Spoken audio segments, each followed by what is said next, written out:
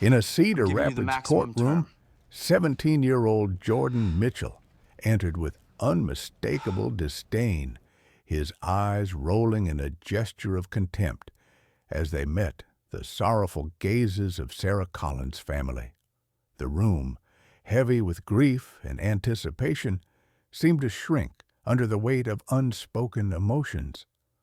Jordan's dismissive behavior set an ominous tone, signaling a disconnect not only with the court proceedings, but with the tragic, life-altering event that had drawn everyone here. Before we dive into this gripping case, make sure to hit that subscribe button and give us a thumbs up. We want to hear from you in the comments about your thoughts on this tragic incident and its aftermath. Your engagement fuels our passion for sharing these impactful stories. The tragedy that brought them all together unfolded on a quiet spring evening in Cedar Rapids, Iowa. Sarah Collins, a 34-year-old woman known across the community for her unwavering commitment to volunteer work, had spent much of her day organizing efforts to support local shelters. She was a beacon of kindness and selflessness, a mother to 2 young children and a friend to many. That night, as she walked home along the dimly lit streets, the unthinkable happened. Witnesses who came upon the scene later described the suddenness and horror of the moment. A car, speeding recklessly through the neighborhood, struck Sarah without warning. The impact was devastating, and the hit-and-run driver fled the scene before anyone could react. Paramedics arrived swiftly, but the injuries were fatal. Sarah was pronounced dead at the scene, her life extinguished in an instant, leaving behind a community stunned by the cruelty of the event. The neighborhood, usually calm and secure, was shaken to its core. The familiar streets where children played and neighbors greeted one another had become a place marked by senseless loss. Sarah's family, overwhelmed by grief, found themselves thrust into a nightmare, desperately seeking answers and justice for the woman who had touched so many lives. As news of the incident spread, the community rallied in support of Sarah's family. Vigils were held and prayers offered, but the void left by her absence was palpable. The local police department launched an immediate investigation, combing through any available evidence and canvassing for witnesses. However, the initial response was met with frustration. No eyewitnesses had come forward, and the driver had vanished into the night. Sarah's brother, Mark Collins, spoke through tears at a community meeting days later. "She gave so much to us all," he said, voice breaking. "How can someone just take her life and run away without even a moment of remorse?" The question echoed in the hearts of everyone present, underscoring the collective grief and outrage that permeated the town. Amid this atmosphere of sorrow and anger, the case seemed to stall.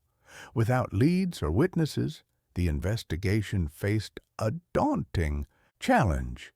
Yet, the resolve of the Cedar Rapids Police Department did not waver. Detectives painstakingly reviewed traffic camera footage from nearby intersections, hoping to catch a glimpse of the vehicle responsible for the fatal collision.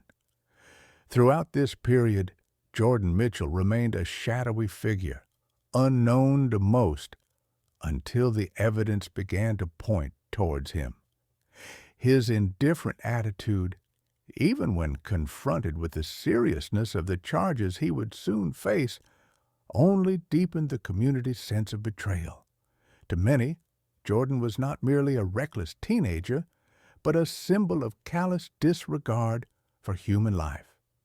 In court, the contrast between Jordan's aloof demeanor and the raw grief of Sarah's family was stark. His eyes, often drifting disinterestedly around the room, seemed to mock the solemnity of the proceedings. The Collins family sat together, united in their pain, their expressions a mixture of sorrow, anger, and a desperate hope for justice. Sarah's mother, Linda Collins, had been unable to hold back tears as she described her daughter's last moments in the courtroom. "Sarah was more than a victim," she said quietly. "She was a light in all our lives, and now that light has been snuffed out by someone who refuses to take responsibility." Her words hung heavily in the air, a poignant reminder of the human cost behind the legal battle. The judge, overseeing the case, Judge Evelyn Parker, maintained a steady presence, ensuring that decorum was upheld despite the emotionally charged environment. She addressed Jordan directly, warning him of the gravity of the situation and the consequences that could follow. Yet, Jordan's reaction was a barely concealed smirk, a gesture that only heightened the tension in the courtroom. As the day's proceedings drew to a close, the community outside the courthouse remained divided between sorrow and outrage. For many, the hope was that the legal system would deliver a measure of justice for Sarah Collins, whose life was cruelly cut short. Inside, the stage was set for a trial that would delve into the depths of loss, accountability, and the stark realities of youth entangled in tragedy. Jordan Mitchell's journey from a seemingly indifferent teenager to a defendant facing serious charges was just beginning. The courtroom, filled with the echoes of grief and defiance, stood as the battleground where the truth of that fateful night would be contested. The eyes of Cedar Rapids were fixed on the proceedings, waiting to see if justice could be served for Sarah Collins and her grieving family. The night Sarah Collins lost her life was etched in the memories of the Cedar Rapids Police Department as they responded to the harrowing 911 call that shattered the quiet neighborhood. Officers arrived within minutes, only to find a scene marked by tragedy and confusion. Sarah lay lifeless on the pavement, the victim of a hit-and-run that had robbed her of a future filled with promise and purpose. Despite the swift arrival of emergency personnel, the damage was irreversible. Sarah was pronounced dead at the scene, her body a silent testimony to the violence that had erupted in an otherwise peaceful street. The initial investigation was fraught with challenges. No witnesses had come forward immediately, leaving detectives to piece together the events from scant clues. The absence of eyewitness accounts was a frustrating barrier, complicating efforts to identify the perpetrator. Investigators canvassed the neighborhood, speaking to residents and searching for any fragment of information that might point to the driver who had fled into the night without offering aid or explanation. As the hours passed, the community grappled with the shocking reality of Sarah's death. Known for her generosity and involvement in countless charitable endeavors, Sarah's passing reverberated far beyond her immediate circle. Friends and neighbors mourned not only the loss of a beloved individual, but the cruel manner in which her life had been taken. The sense of violation was profound. A safe neighborhood had been shattered by a reckless act, and the perpetrator remained at large. Sarah's family found themselves engulfed in grief and confusion. Her husband, Michael Collins, struggled to comprehend the suddenness of the tragedy. She was coming home from a volunteer event, he recounted during a somber interview. She was doing what she loved, helping others, and then one moment she was just gone. His voice trembled with the weight of loss, capturing the devastating impact on those left behind. The police department quickly established a command center to coordinate the investigation. Detectives meticulously reviewed traffic patterns and surveillance footage from nearby businesses, hoping to capture any evidence that might lead to the driver. Officers canvassed the area for vehicles matching descriptions from the few bystanders who had noticed a car speeding shortly before the incident. Though initial efforts yielded no immediate breakthroughs, the determination to find justice for Sarah remained unwavering.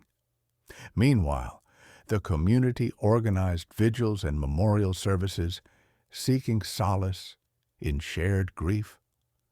Candlelight gatherings illuminated the streets where Sarah had last walked, each flame a symbol of hope that her killer would be found and held accountable.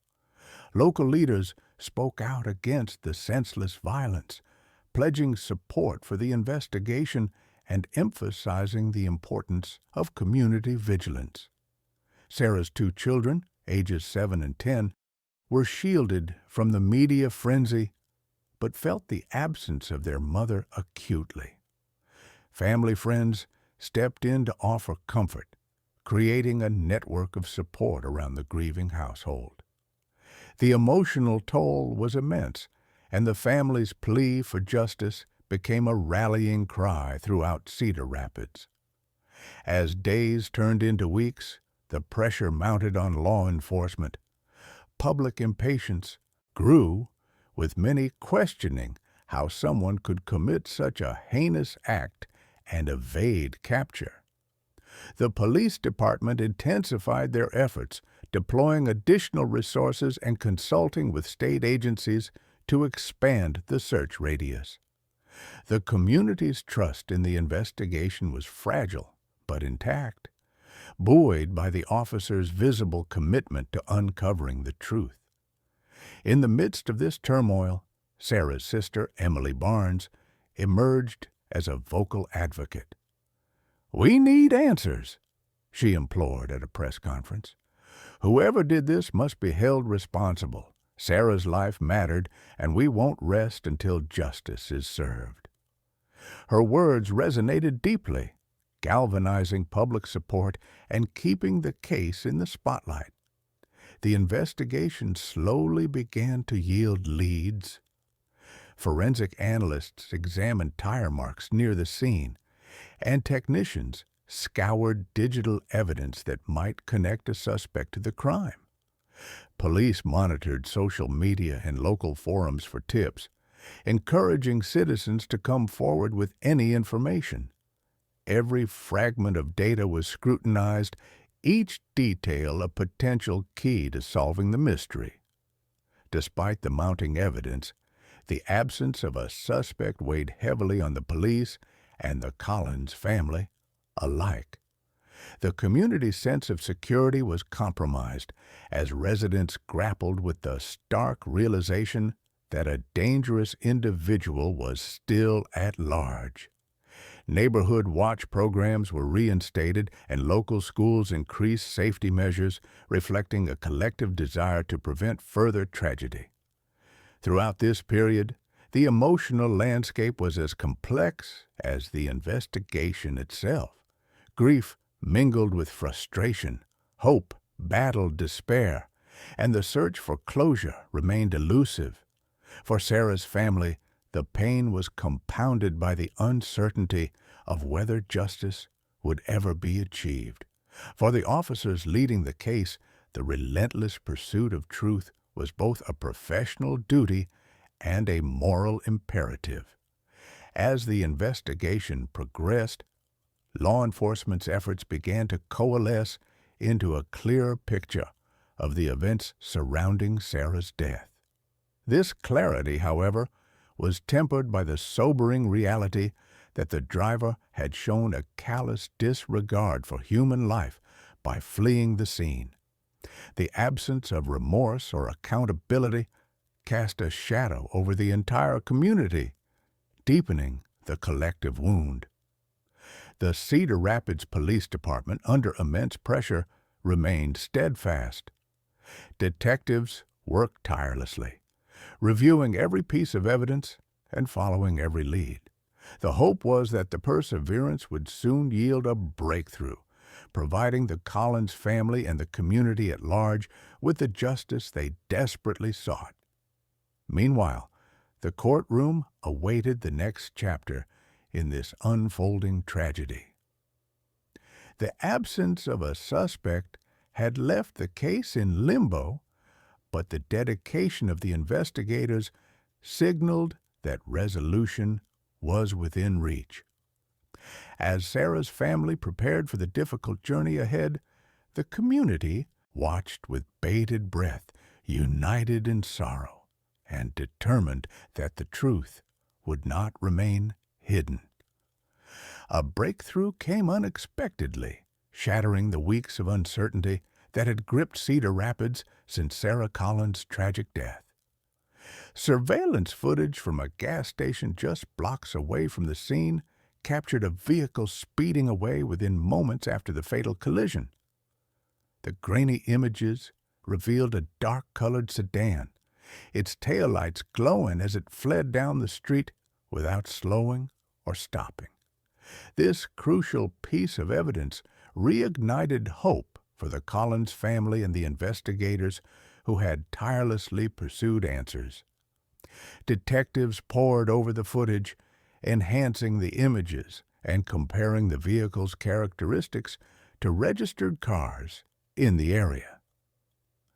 The license plate was partially visible, enough to cross-reference with the Department of Motor Vehicles. Within hours, the car was identified as registered to Jordan Mitchell, a 17-year-old resident of Cedar Rapids, known to local law enforcement for minor infractions, but never implicated in anything of this severity. Jordan's name sparked immediate interest, given his youth and previous encounters with the law, which had mostly involved petty theft and truancy.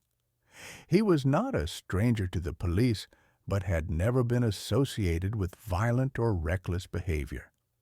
The discovery that he was connected to the vehicle involved in Sarah's hit-and-run sent shockwaves through the community, intensifying the demand for swift justice. Authorities moved quickly to locate Jordan. His home was under surveillance by evening, and before long, officers approached and took him into custody without incident. When confronted with the charges, Jordan's demeanor was strikingly indifferent.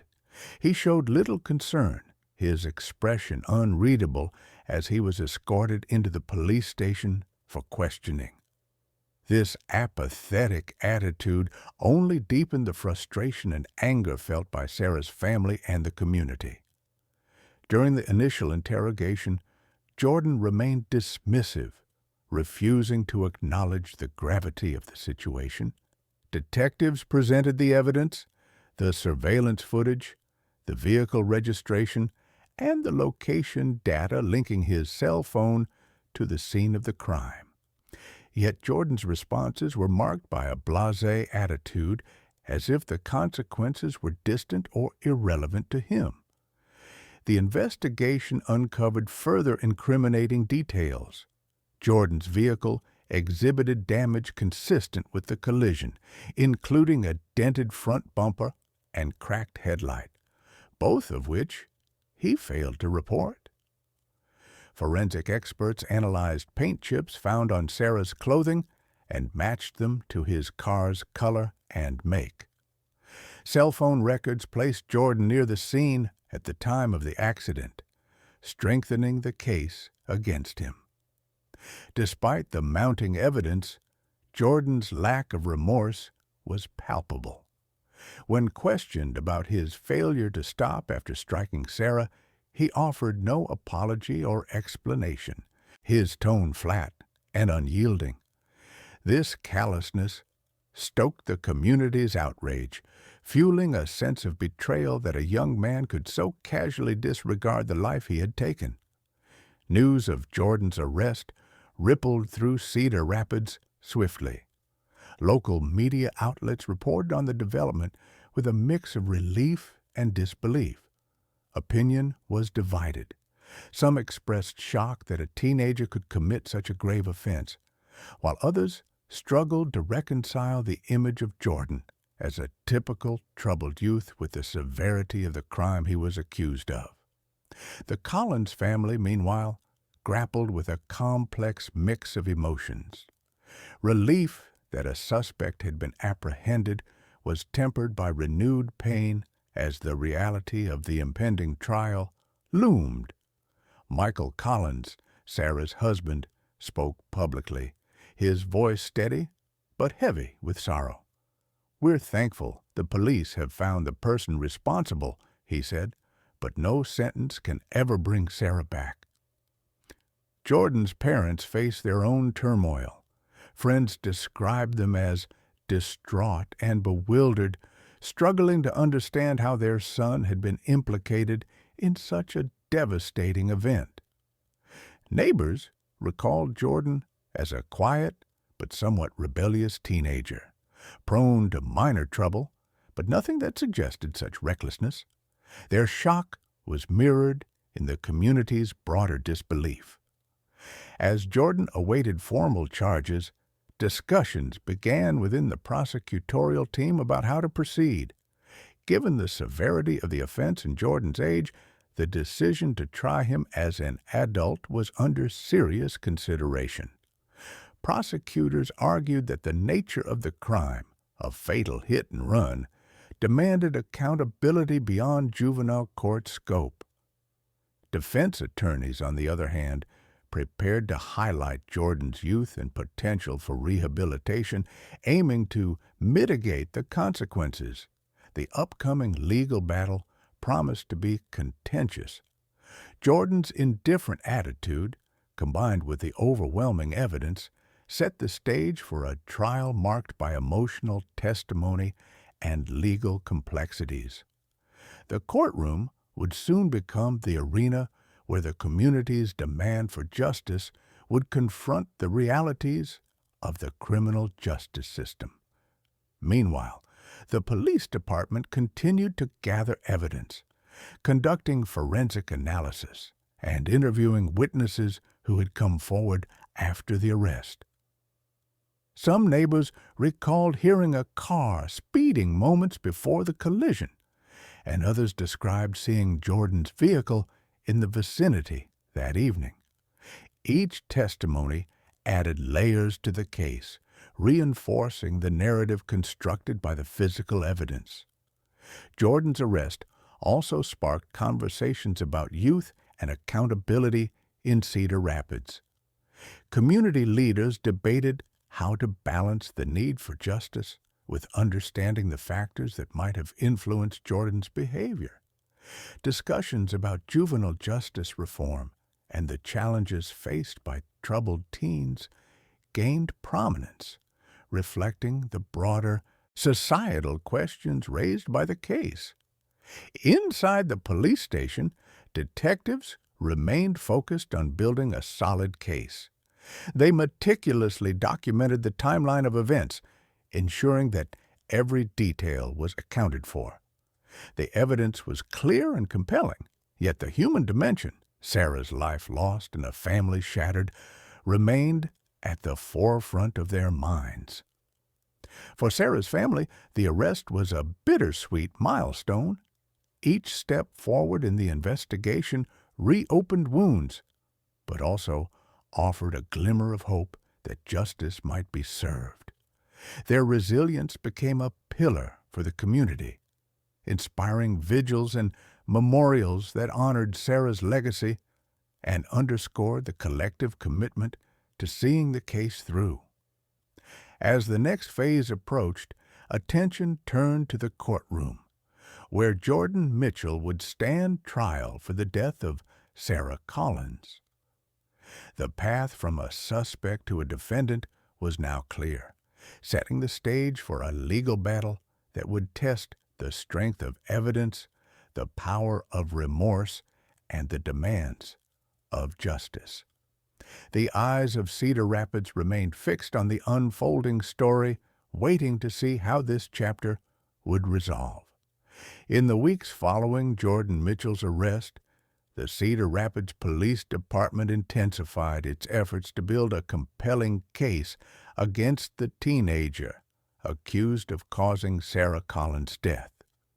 Investigators meticulously gathered and analyzed evidence, determined to present an irrefutable narrative of responsibility and consequence. The mounting collection of forensic data painted a stark picture that left little room for doubt. Among the most damning pieces of evidence was the damage to Jordan's vehicle. The front bumper bore a deep dent consistent with the impact of a collision, and the right headlight was shattered. Experts confirmed that this damage matched the circumstances of the hit and run.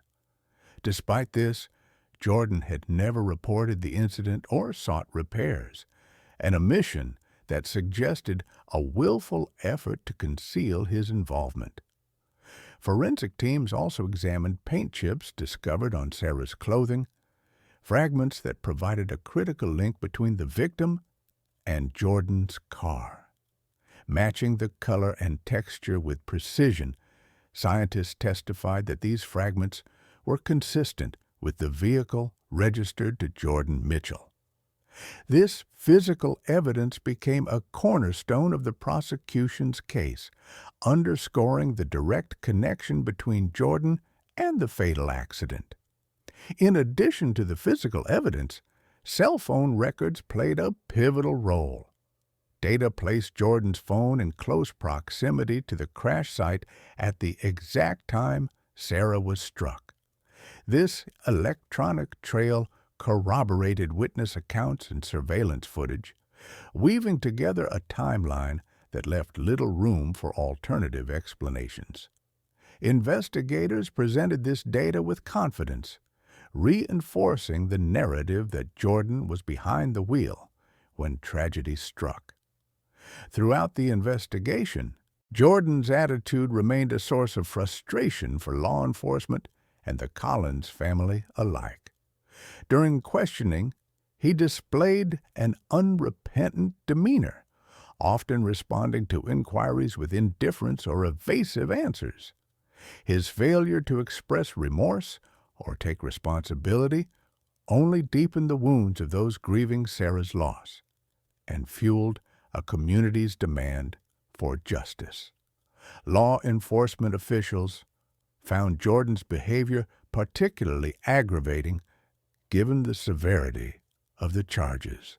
His callous indifference suggested a troubling disconnect from the consequences of his actions. Detectives noted that this lack of accountability complicated their work, as it mitigated any possibility of cooperation or plea negotiations. The Collins family, observing these developments, experienced a renewed surge of pain. Michael Collins, Sarah's husband, voiced his anguish during a press briefing. "It's hard to understand how someone can be so careless, so indifferent to the life they took. We want the truth to come out, and we want justice for Sarah." His words resonated deeply with a community still reeling from the tragedy. As the case moved toward trial, prosecutors prepared to present a comprehensive package of evidence that would underscore Jordan's culpability. Expert witnesses were lined up to testify on forensic findings, accident reconstruction, and the implications of Jordan's flight from the scene. The prosecution's goal was to establish not only that Jordan had caused the fatal accident, but that his decision to flee demonstrated a conscious disregard for human life. Defense attorneys, meanwhile, faced the challenging task of countering this overwhelming evidence. Their strategy began to take shape around Jordan's youth and alleged lack of intent. Psychologists conducted evaluations, suggesting that impulsiveness and immaturity played a significant role in his behavior. Defense counsel aimed to humanize Jordan, arguing that his actions, while reckless, were not born of malice, but poor judgment typical of adolescence. The contrast between the prosecution's portrayal of Jordan as a callous offender and the defense's attempt to depict him as a troubled youth created a tension that would define the upcoming trial. The courtroom was expected to become a battleground where these competing narratives would clash, with the outcome hinging on the jury's perception of Jordan's character and the weight of the evidence. Meanwhile, Jordan's conduct in pretrial hearings and legal proceedings did little to inspire confidence in his defense. His dismissive attitude persisted, with courtroom observers noting his frequent eye-rolling and apparent boredom during testimony. This behavior alienated jurors and court officials alike, undermining efforts to portray him as remorseful or rehabilitative. The prosecution seized upon Jordan's courtroom demeanor in their arguments, framing it as evidence of his lack of empathy and responsibility. Assistant District Attorney Karen Mitchell, no relation, emphasized in pretrial motions that Jordan's behavior reflected a dangerous disregard for the lives of others, a point that would resonate powerfully during the trial. As the trial date approached, the community remained deeply invested in the proceedings. Public interest was high, with many attending court sessions to witness the unfolding drama. Vigils and memorials for Sarah continued, reinforcing the collective desire for accountability and justice. Behind the scenes, both sides prepared meticulously. Prosecutors reviewed forensic reports and collaborated with expert witnesses, while defense attorneys worked to build a psychological profile and gather character references. The clash of scientific evidence and human factors promised a complex legal contest. For the Collins family, the trial represented a painful but necessary step toward closure. They braced themselves for the emotional toll, determined to honor Sarah's memory through the pursuit of justice. Their resilience became emblematic of the community's strength, a reminder that even in the face of tragedy, hope for accountability endures. As opening statements loomed, the stage was set for a trial that would delve deeply into the tragic collision, the choices that followed, and the young man who now faced the consequences of a life-altering decision. The courtroom awaited the confrontation of evidence and emotion, where the story of Sarah Collins' final moments and Jordan Mitchell's role would be laid bare for all to see. As the courtroom prepared to hear the case against Jordan Mitchell, defense attorney Lisa Grant worked tirelessly to craft a strategy that could soften the impact of the overwhelming evidence against her client. The stakes were high. Jordan faced serious charges stemming from a fatal hit-and-run, and the prosecution was pushing to have him tried as an adult, a move that promised harsher consequences. Grant's approach centered on Jordan's youth and the notion that his actions, while tragic, were not born of malice, but rather impulsivity and poor judgment. Psychological evaluations commissioned by the defense painted a picture of a teenager struggling with emotional immaturity and a troubled home environment. These assessments suggested that Jordan's recklessness was a symptom of deeper issues rather than a calculated act of cruelty. The defense argued that Jordan's age and mental state should be factored into the court's considerations, emphasizing the potential for rehabilitation rather than punishment. Grant contended that the justice system should recognize the difference between a juvenile's mistakes and the actions of a hardened adult criminal. This argument aimed to sway the court toward leniency, advocating for Jordan to be tried within the juvenile justice framework. Throughout pre-trial hearings, Grant presented evidence of Jordan's previously clean record aside from minor infractions, underscoring that this incident was an aberration in an otherwise uneventful adolescent life. She called upon character witnesses, teachers, mentors, and family friends who spoke to Jordan's potential and the positive qualities they hoped would emerge if given the chance. One such witness was Jordan's high school counselor, who described him as a young man capable of growth, someone who made mistakes but could learn from them with the right support. These testimonials sought to humanize Jordan, counterbalancing the harsh portrayal of him as a callous offender. However, the defense's efforts were complicated by Jordan's own conduct.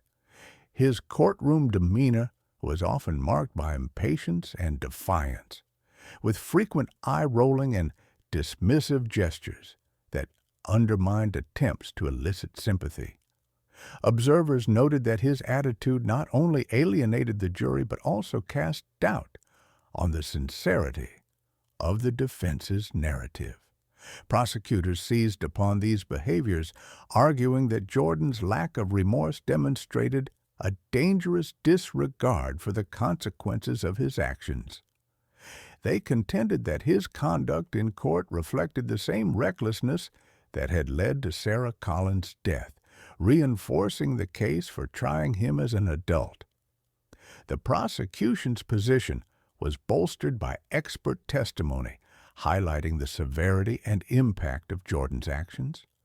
Forensic specialists detailed the physical evidence linking Jordan's vehicle to the fatal collision, while accident reconstructionists painted a vivid picture of the events leading to Sarah's death. Their accounts left little doubt about Jordan's responsibility. As the trial loomed, the question of Jordan's maturity and intent became central themes. The defense maintained that his youth warranted compassion, while the prosecution emphasized accountability and the need to protect the community from dangerous behavior. Judge Evelyn Parker weighed these arguments carefully. The decision to try Jordan as an adult was not taken lightly, given the implications for sentencing and rehabilitation options. The judge acknowledged the complexity of the case, noting the tragedy's profound impact on the Collins family and the community at large. Meanwhile, the Collins family prepared to confront Jordan in court, their pain tempered by a steadfast desire for justice. Sarah's mother, Linda Collins, expressed the family's hope that the trial would bring clarity and closure. "We want the truth to be heard," she said. "We want to know that Sarah's life mattered and that her loss will not be forgotten." Community members rallied around the family, attending court sessions and offering support. The case had become a focal point for discussions about youth responsibility, road safety, and the consequences of reckless behavior. Vigils and memorials continued, underscoring the collective grief and determination for justice. As opening statements approached, both sides prepared to present their narratives. The prosecution planned to highlight the devastating loss and Jordan's failure to take responsibility, while the defense aimed to portray a young man caught in the throes of adolescence, capable of redemption. The courtroom atmosphere was tense, charged with the weight of the impending trial. The lives of those involved hung in the balance, as the legal process sought to reconcile the tragedy of Sarah Collins' death with the complexities of youth and justice. In the days leading up to trial, Lisa Grant met with Jordan, urging him to adopt a more respectful demeanor and to acknowledge the seriousness of the proceedings. Despite the attorney's efforts, Jordan's aloofness persisted, foreshadowing the challenges that lay ahead in persuading the jury of his capacity for change. The trial promised to be a defining moment, not only for Jordan Mitchell, but for the Cedar Rapids community, grappling with the ripples of a senseless loss. As the courthouse doors opened to the public, the stage was set for a legal battle that would delve into themes of accountability, remorse, and the possibility of redemption amidst tragedy. The trial of Jordan Mitchell opened with a courtroom packed to capacity, the air thick with anticipation and sorrow.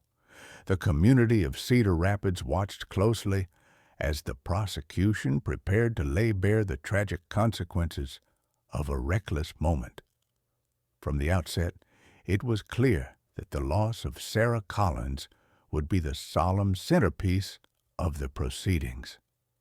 Assistant District Attorney Karen Mitchell took the floor first, her voice steady and resolute as she addressed the jury. She painted a vivid picture of Sarah's life, an active volunteer, a loving mother, and a pillar of the community, whose future was cruelly stolen by a hit-and-run driver.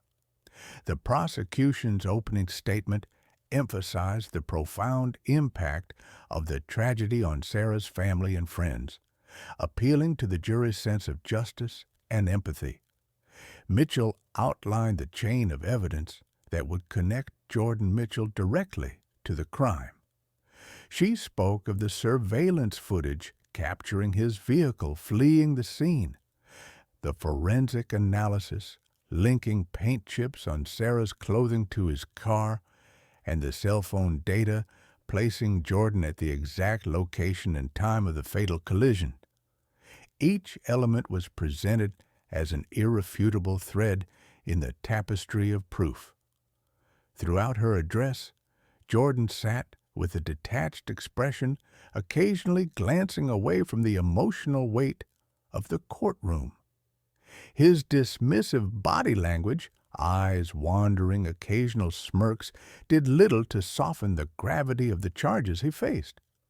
Observers noted that his demeanor contrasted sharply with the somber mood, further alienating him from the jury's sympathy. Following the prosecution's opening, defense attorney Lisa Grant rose to present her case. She acknowledged the tragedy, but urged the jury to consider Jordan's age and psychological state. Grant framed her client as a young man grappling with immaturity and impulsiveness, rather than malice. Her tone was measured, seeking to humanize Jordan and highlight the potential for rehabilitation should mercy be granted. Grant's opening statement appealed to the jury's capacity for understanding and forgiveness. She argued that while Jordan's actions had devastating consequences, they were the result of poor judgment rather than intentional harm. The defense sought to shift the narrative from punishment to possibility, emphasizing that Jordan's future should not be extinguished by a single tragic error. As the trial progressed, the prosecution called a series of witnesses to build their case. Forensic experts detailed the physical evidence that linked Jordan's vehicle to the collision. Accident reconstructionists provided technical analysis, explaining how the damage to Jordan's car and the tire marks at the scene matched the timeline of the fatal incident. Their testimony was precise and authoritative, leaving little room for doubt. Police officers who responded to the scene recounted their initial observations, describing the devastation and the absence of any immediate suspect. Detectives involved in the investigation testified to the discovery of surveillance footage and cell phone records that ultimately led to Jordan's arrest. Their accounts underscored the thoroughness of the investigation and the strength of the evidence. Throughout these testimonies, Jordan maintained a posture of indifference. His eye-rolling and whispered comments to his attorney were noted by court observers, casting a shadow over the defense's efforts. Jurors appeared visibly affected by the emotional weight of the evidence and the contrast between Jordan's demeanor and the tragedy described. In a particularly poignant moment, Sarah's mother, Linda Collins, took the stand. Her voice broke as she recounted the loss of her daughter, describing the void left in her family's life. "Sarah was the heart of this family," she said, tears streaming down her face. "Her light was taken away in a moment of recklessness, and nothing can fill that hole." Her testimony resonated deeply, humanizing the victim beyond mere facts and statistics. The prosecution continued to highlight the callousness of fleeing the scene. Expert witnesses explained the legal and moral obligations of drivers involved in accidents, emphasizing that Jordan's decision to drive away compounded the tragedy. This element of the case was presented as evidence of Jordan's disregard for human life and responsibility. As the prosecution rested, the defense faced the challenge of countering a formidable body of evidence. Witnesses called by the defense painted a different portrait of Jordan, a teenager from a difficult home environment, struggling with impulse control, but capable of growth. Psychologists testified about adolescent brain development, suggesting that Jordan's decision-making was impaired by immaturity rather than intent. Character witnesses spoke of Jordan's kindness and potential, describing him as a young man who had made mistakes but deserved a chance to redeem himself. Their testimonies sought to soften the jury's view and introduce doubt about Jordan's culpability beyond negligence. Despite these efforts, Jordan's courtroom behavior continued to undermine the defense. His apparent boredom and lack of engagement were noted by both jurors and court officials, casting a pall over the sympathetic portrayals. The contrast between the defense's narrative and Jordan's demeanor created a tension that permeated the trial. Closing the defense's case, Lisa Grant reiterated the themes of youth and potential, urging the jury to consider mercy and the possibility of rehabilitation. She asked them to weigh Jordan's actions within the context of adolescence, appealing to their sense of fairness and hope. As the trial moved toward its conclusion, the courtroom was charged with the emotion and anticipation. The evidence presented was compelling, yet the question of Jordan's intent and character remained at the forefront. The jury would soon be tasked with deciding not only on guilt, but on the nature of justice for a young man whose actions had irrevocably changed a family and a community. The defense team, led by attorney Lisa Grant, faced an uphill battle as the trial of Jordan Mitchell progressed. Despite the substantial evidence presented by the prosecution, Grant sought to shift the focus toward mitigating circumstances, emphasizing Jordan's troubled background and the potential for rehabilitation rather than punishment. Grant called several character witnesses to the stand, individuals who knew Jordan in various capacities: teachers, family friends, and community members, each painting a picture of a young man with promise, struggling to navigate the challenges of adolescence. One teacher described Jordan as a student with potential who had fallen behind but showed flashes of kindness and humor. Another witness spoke of his involvement in local youth programs, highlighting his occasional participation in community service. The defense also introduced testimony regarding Jordan's home environment, which they portrayed as unstable and marked by familial discord. Social workers who had interacted with the Mitchell family described stressors that may have contributed to Jordan's impulsivity and lack of guidance. This context was presented as a factor influencing his decision-making on the night of the accident. Psychological evaluations became a cornerstone of the defense's efforts. Expert witnesses testified about adolescent brain development, emphasizing that impulse, control, and judgment are often underdeveloped in teenagers. These experts argued that Jordan's actions were impulsive rather than premeditated, underscoring his capacity for change if given appropriate support and intervention. Despite these efforts, Jordan's courtroom demeanor complicated the defense's narrative. His frequent eye-rolling, whispered comments and apparent disengagement during testimony undermined attempts to elicit sympathy. Observers noted that his behavior painted a portrait of a defendant unwilling to take responsibility, complicating the jurors' perceptions. Jordan's mother, Karen Mitchell, took the stand in a moment that many anticipated would bolster the defense. She testified about her son's upbringing, acknowledging struggles within the family, but expressing hope for his future.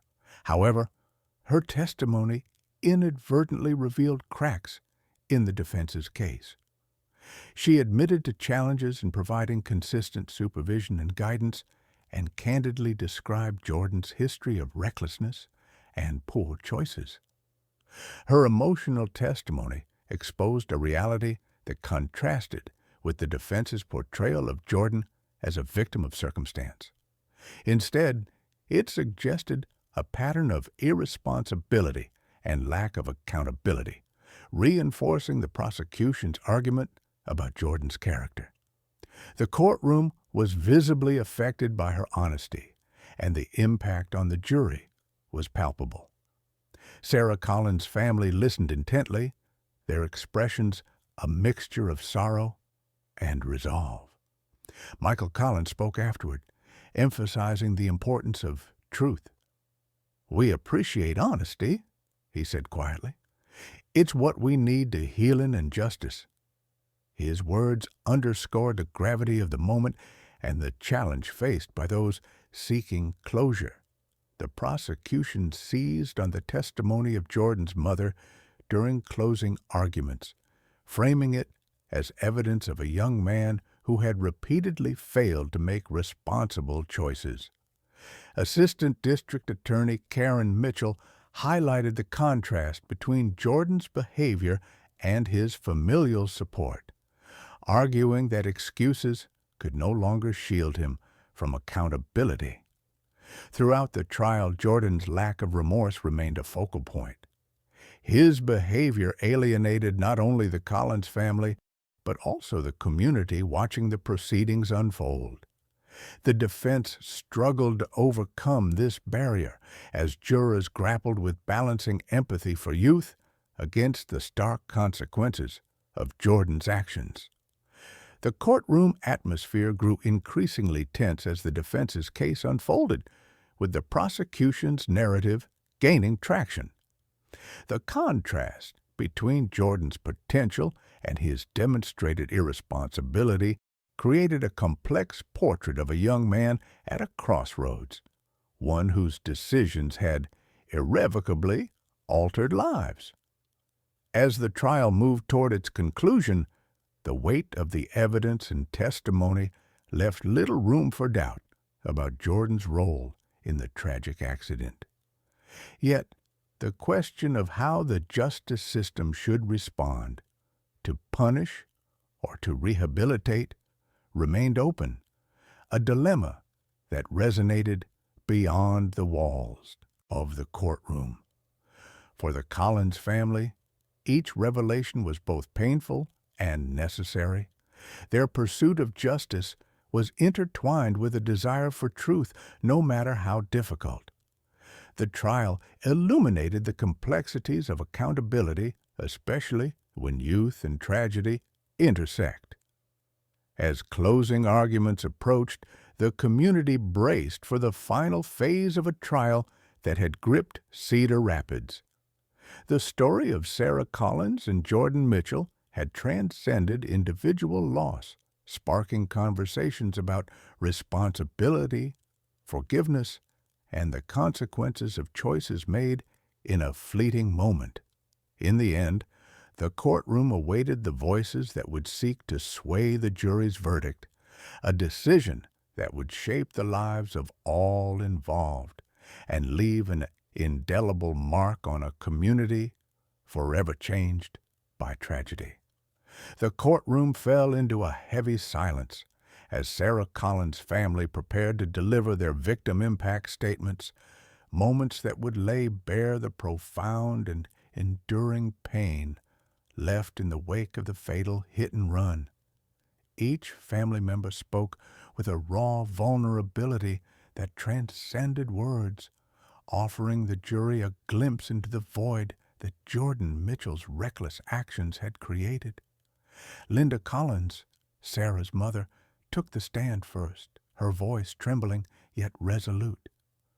"My daughter was a light in our lives," she said, tears streaming down her cheeks. "Her laughter, her kindness, the way she cared for others, it's all gone now. Jordan's decision stole not just her life, but the future we dreamed of sharing." Her testimony was a piercing reminder of the human cost behind the statistics and legal arguments, resonating deeply with everyone in the courtroom. Her son, Mark Collins, followed, struggling to maintain composure as he described the ripple effects of Sarah's death. "She was my sister, my friend," he said haltingly. "Every day since that night has been a battle against grief and anger. We trusted that justice would be served, but hearing Jordan's attitude, it's like he doesn't understand what he's done." His words underscored the family's frustration with Jordan's apparent lack of remorse, a recurring theme that weighed heavily throughout the trial. The impact statements continued, each speaker painting a portrait of loss, shattered dreams, and an aching absence. Friends, neighbors, and colleagues spoke of Sarah's generosity and the gap left in the community's fabric. Their heartfelt words transformed the courtroom into a space filled with mourning and a collective call for accountability. Amid this emotional outpouring, the defense's case began to unravel in unexpected ways. Jordan's mother, Karen Mitchell, was called to the stand once more, this time under cross-examination. Her earlier attempts to portray Jordan as a troubled but redeemable youth were challenged by pointed questions from the prosecution. Karen's testimony took a candid turn as she admitted to her son's reckless behavior and lack of accountability. She described moments of frustration and despair, acknowledging that Jordan had frequently acted irresponsibly and without regard for consequences. Her admissions contradicted the defense's narrative of a misguided but ultimately innocent adolescent. The courtroom reacted visibly to Karen's testimony. Jurors exchanged glances, and murmurs rippled through the gallery. For many, her honesty was a sobering moment that shed light on the true nature of Jordan's character. Her words painted a picture not of a victim of circumstance, but of a young man who had repeatedly failed to take responsibility for his actions. The prosecution seized upon this shift, using Karen's testimony to dismantle the defense's argument for leniency. Assistant District Attorney Karen Mitchell emphasized the significance of a parent's candidness in revealing the reality behind Jordan's behavior. She argued that this truth demanded accountability and reinforced the community's need for justice. Jordan himself remained stoic during these proceedings, his usual indifference giving way to a rare moment of visible discomfort as his mother spoke. The contrast between his earlier aloofness and the weight of his mother's words added a new dimension to the trial, highlighting the complexity of family dynamics and personal responsibility. Throughout the day, the atmosphere in the courtroom grew increasingly charged. The balance that the defense had sought to maintain between empathy and accountability tipped decisively in favor of the prosecution. The unfolding testimony exposed cracks in the defense's case, leaving the jury with a clearer, albeit more troubling, understanding of Jordan Mitchell. Outside the courtroom, community members followed the developments with a mixture of relief and renewed determination.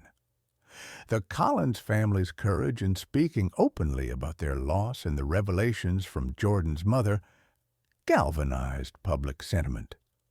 Conversations about justice, responsibility, and the consequences of reckless behavior intensified across Cedar Rapids. As the trial approached its final stages, the courtroom was a crucible of grief, truth, and the pursuit of justice.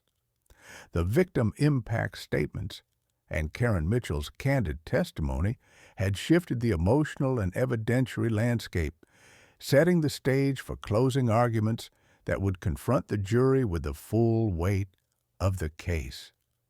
For the Collins family, these moments were both painful and necessary. Their willingness to share their suffering humanized the trial, reminding all present that beyond the legal proceedings lay real lives forever altered. Their voices echoed a plea not only for justice, but for recognition of the profound loss inflicted by Jordan's actions. The defense, now facing a daunting task, prepared to respond to this turn of events. The trial's trajectory had changed, and with it, the challenge of persuading a jury confronted with powerful evidence and poignant testimony. The courtroom stood as a somber arena where the clash between accountability and compassion would reach its climax.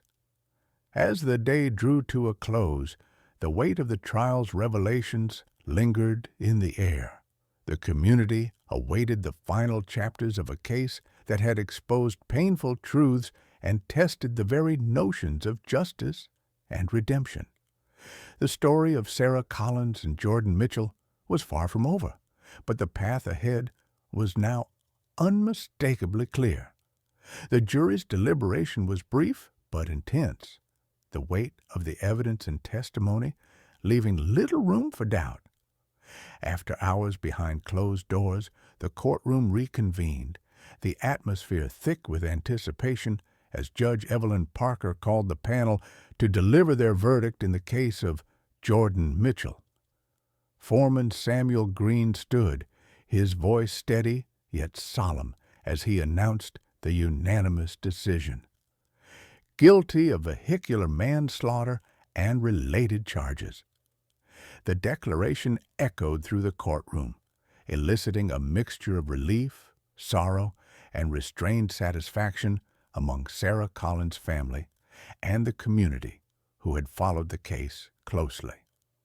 The verdict marked a pivotal moment in a trial that had laid bare the devastating consequences of a reckless act and the complex interplay of youth, accountability, and justice. For the Collins family, it was a moment of validation, a recognition of the profound loss they had endured and the responsibility Jordan bore for that loss. Judge Parker, presiding over the sentencing phase, addressed the court with measured gravity. She acknowledged the tragedy that had unfolded and the impact on Sarah's family and the broader community. Her remarks underscored the seriousness of the offense and the need for a sentence that reflected both the nature of the crime and the defendant's attitude throughout the proceedings. In imposing the maximum sentence allowable under the law, Judge Parker cited Jordan's callousness and the egregious decision to flee the scene as factors that aggravated the severity of the offense. She emphasized that the court's duty was not only to punish, but to send a clear message about the consequences of such reckless and irresponsible behavior. Jordan's facade, maintained with apparent indifference throughout much of the trial, finally cracked as the weight of the sentence settled in. For the first time, a visible reaction, an expression of shock and disbelief, crossed his face. The reality of a lengthy prison term loomed, confronting him with the tangible consequences of his actions. The courtroom was silent, but for the judge's words, the gravity of the moment palpable. Sarah's family, seated together, allowed themselves a quiet moment of solace amid the enduring pain. Their journey toward closure, while far from complete, had taken a significant step forward. Assistant District Attorney Karen Mitchell expressed her satisfaction with the outcome, noting that justice had been served for Sarah Collins and her family. This verdict acknowledges the value of Sarah's life and the tragedy of its loss. She said, "It is a reminder that actions have consequences, and accountability is essential." Defense attorney Lisa Grant, while respecting the court's decision, voiced her concern for Jordan's future. She reiterated the defense's belief in his potential for rehabilitation, emphasizing the importance of support and intervention during his incarceration. "While the sentence is severe, we hope that Jordan will use this time to reflect and grow," she stated. The community's response to the sentencing was mixed, reflecting the complexity of emotions stirred by the case.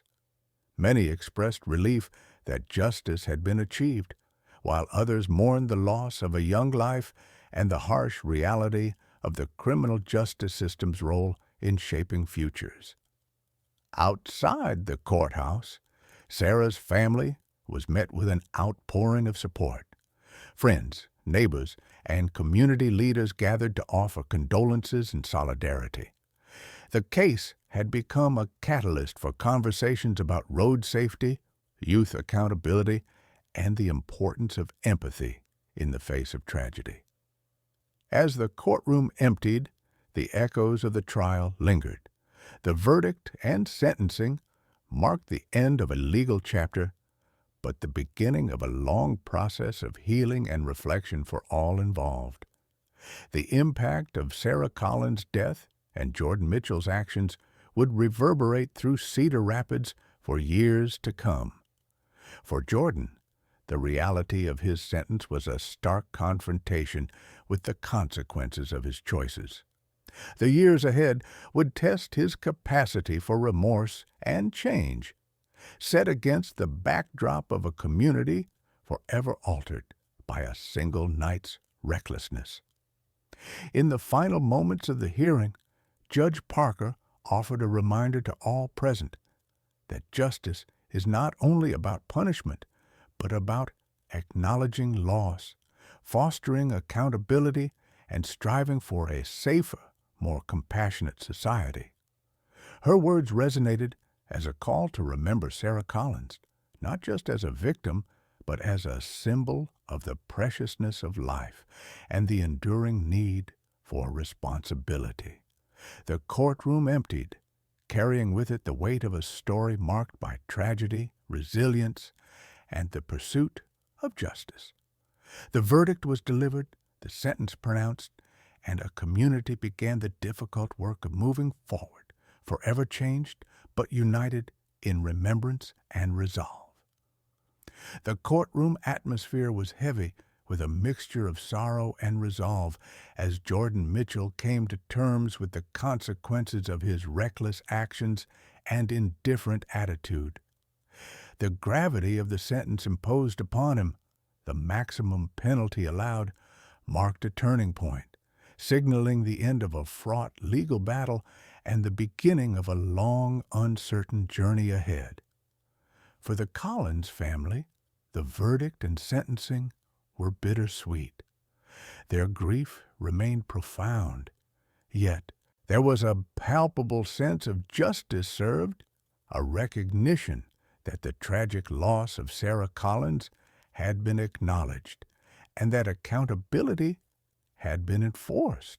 The courtroom, once filled with tension and heartache, now bore witness to the quiet strength of a family determined to find some measure of peace amid their pain.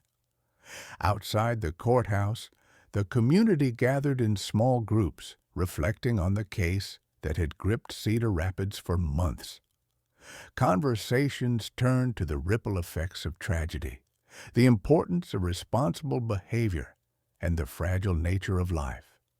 Many expressed hope that the outcome would serve as a cautionary tale, inspiring greater care and respect on the roads and within their neighborhoods. Jordan's mother, Karen Mitchell, stood quietly nearby, her expression a mixture of sorrow and regret. Friends and acquaintances whispered about the family's struggles, the challenges that had surfaced during the trial, and the difficult path forward. The weight of the situation was evident, a stark reminder of how one night's choices could unravel lives and leave lasting scars. Inside the courtroom, Judge Evelyn Parker addressed the attendees one last time. She spoke not only to Jordan, but to the community at large, emphasizing the dual role of justice, to hold individuals accountable and to foster healing. Her words underscored the complexity of such cases, where punishment and compassion must coexist in the pursuit of societal order and personal redemption. The judge's remarks resonated deeply, a call for reflection and responsibility that extended beyond the trial's confines. She reminded all present that while the legal process had reached its conclusion, the work of healing, both for victims and offenders, was ongoing. The community's unity and support would be essential in this endeavor. As Jordan was led from the courtroom, the reality of his sentence settled over him. The years ahead promised to be a time of introspection and transformation, challenging him to confront the consequences of his actions and the attitudes that had defined much of his defense. The path toward redemption, if it existed, would be arduous and uncertain. For the Collins family, the journey was equally daunting. The loss of Sarah was a wound that time alone could not heal. Yet their courage in facing the trial, their willingness to speak openly about their pain, and their commitment to justice offered a beacon of hope. Their story became a testament to resilience, a reminder of the human capacity to endure even the most devastating blows. The Cedar Rapids community, forever marked by this tragedy, began the slow process of recovery. Initiatives to promote road safety and youth accountability gained momentum, fueled by the collective desire to prevent similar occurrences. The case sparked dialogue, education, and a renewed emphasis on empathy and responsibility. As the courthouse emptied and the echoes of the trial faded, the memory of Sarah Collins remained vivid, a symbol of life's fragility and the profound impact one person can have on many.